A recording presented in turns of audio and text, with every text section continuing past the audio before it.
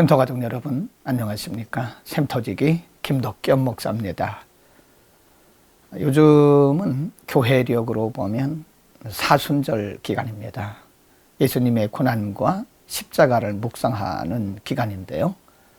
코로나 바이러스 전염병 사건 때문에 교회들이 다중 예배를 모이지 못하고 또 서로 볼 수 없기 때문에 자칫 잘못하면 우리가 사순절을 의미 없이 보낼 수도 있겠다 하는 생각이 듭니다. 그러나 각자가 교회에 모이지는 못할지라도 각자가 있는 곳에서 예수님의 고난과 십자가를 묵상하는 기간이 되었으면 좋겠습니다.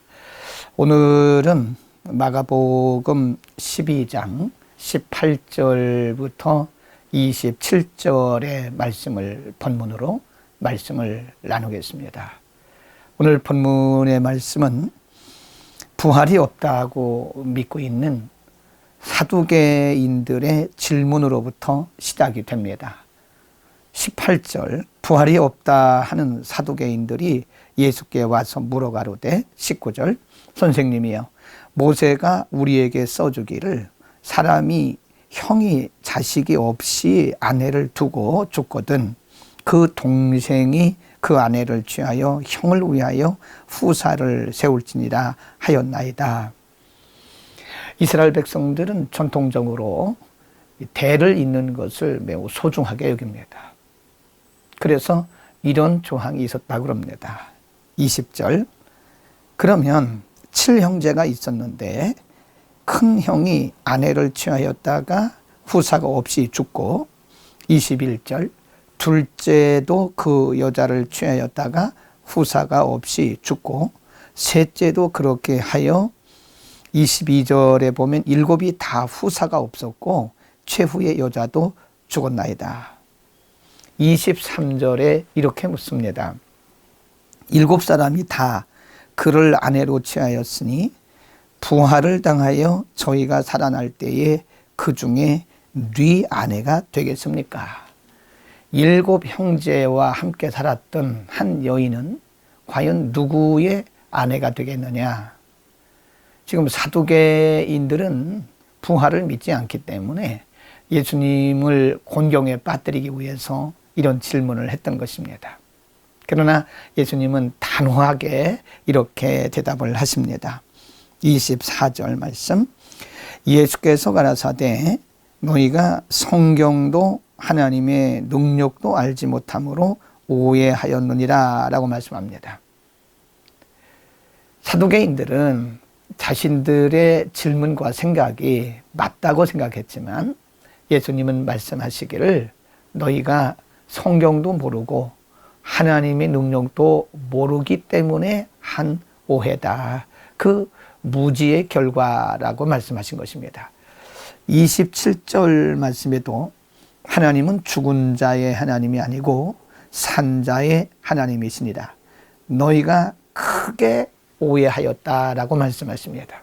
예수님은 오늘 본문에서 오해라고 하는 단어를 2번 쓰십니다. 그들이 얼토당토하는 그런 질문을 하게 된 것은 물론 스스로는 자신들이 바른 생각을 가지고 있다고 생각하고 있었지만 예수님은 그들이 무지하기 때문에 이런 질문을 한 것이고 무지하기 때문에 이런 생각을 하게 된 것이라고 말씀합니다. 오해는 곧 무지의 결과라고 말씀하시고 예수님이 이렇게 대답을 하십니다. 25절 말씀에 사람이 죽은 자 가운데서 살아날 때에는 장가도 아니가고 시집도 아니가고 하늘에 있는 천사들과 같다라고 부활의 모습을 말씀해 주셨습니다. 여러분 오늘날 많은 사람들이 부활을 비롯해서 성경이나 하나님의 능력이나 예수 그리스도의 재림이나 이런 기독교에 대한 오해들을 많이 하고 있습니다. 그래서 부활도 없다고 믿는 사람도 많고요.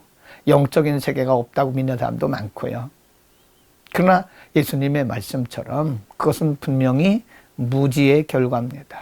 하나님에 대한 오해, 성경에 대한 오해, 모두가 다 하나님과 성경에 대해서 무지하기 때문에 온 오해라고 하는 것입니다. 여러분, 성경은 변론의 대상이 아닙니다. 하나님도 변론의 대상이 아닙니다.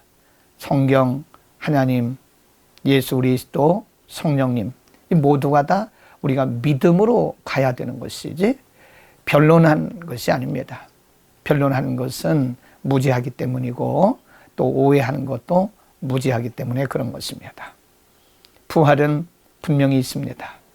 예수님께서 마태복음 17장에 보면 제자들을 데리시고 변화되신 모습을 보여주셨습니다.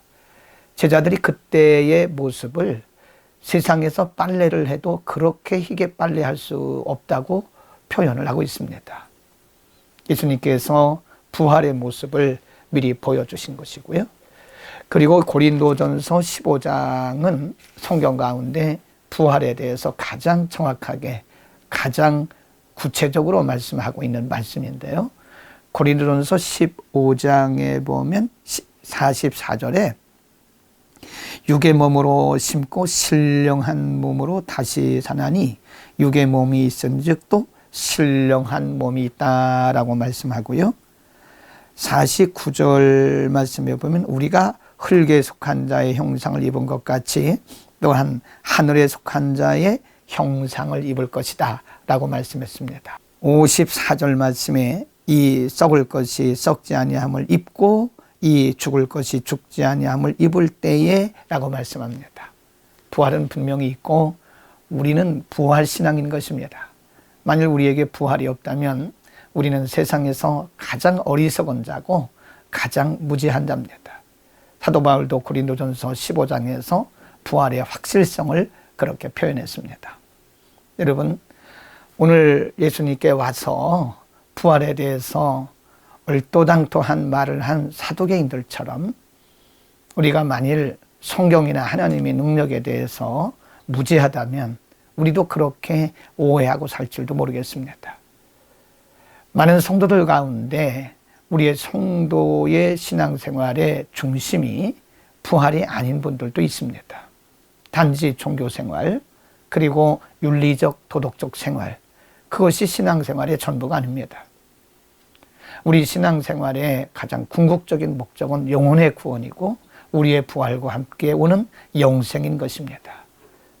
58절, 고린도전서 15장 58절 이렇게 말씀합니다. 그러므로 내 사랑하는 형제들아 견고하며 흔들리지 말며 항상 주의 일에 더욱 힘쓰는 자들이 되라. 이는 너희 수고가 주 안에서 헛되지 않은 줄 믿노라 라고 말씀합니다. 부활신앙, 그리고 믿는 믿음의 신앙으로 우리는 승리해야 됩니다. 아직도 성경에 대해서 그리고 하나님의 능력에 대해서 우리가 오해하고 있다면 믿음을 구하시기를 바랍니다. 믿음으로 라야 우리는 하나님의 능력과 그리스도의 능력과 부활, 성경의 능력을 우리는 경험할 수가 있습니다. 오늘도 하나님의 능력을 경험하는 하루가 되기를 축복합니다. 기도하겠습니다. 거룩하신 우리 아버지, 오늘 사두개인들은 율법을 알고는 있었지만 믿음이 없기 때문에 얼토당토하는 말을 하고 예수님은 그런 모습을 너희가 무지하기 때문에 오해한 것이라고 2번이나 강조하셨습니다. 하나님, 우리에게 온전한 믿음을 주옵소서.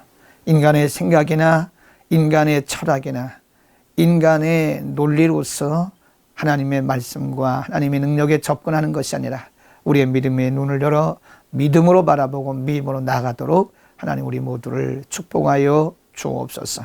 하나님의 능력과 성경의 능력과 성령님의 능력을 경험하는 하루가 되게, 믿음의 하루가 되게 축복하여 주옵소서. 예수 그리스도의 이름으로 기도드립니다. 아멘.